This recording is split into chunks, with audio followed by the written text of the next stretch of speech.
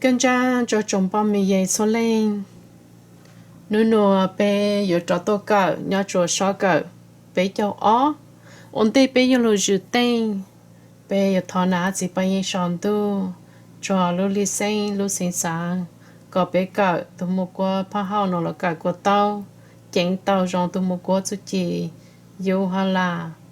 Nhon cho lô kênh cả mình mô ý xin tu. Chú chúa ya bê thọ luôn là bê tu vào lên thơ. Kinh thơ sinh xong luôn bê. Mình chênh. Nhớ cho nó bê lù cờ nhớ cho xó cờ. Bê cháu ó. Là phôn cho đúa. Chào bao. Chào bao.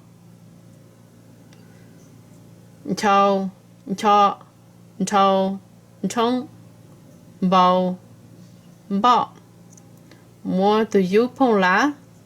Ta có chào cho. Tu công chào chong. Dồn dĩ có bao bao.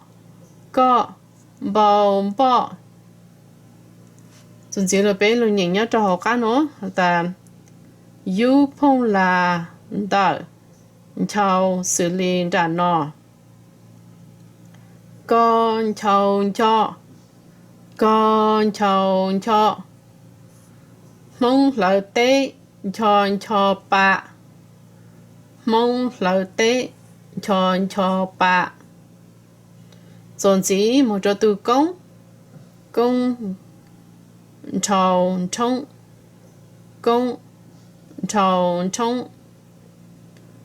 Thành công mong trào trong phỉ trọng.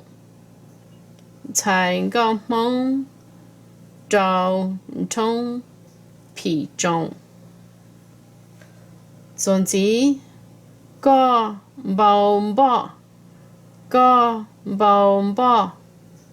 Im bò tuân tài yên dạ.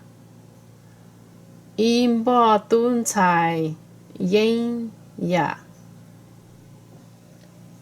Nó bê lù cờ xó cờ bê cho ó lù sọ lên nó sư.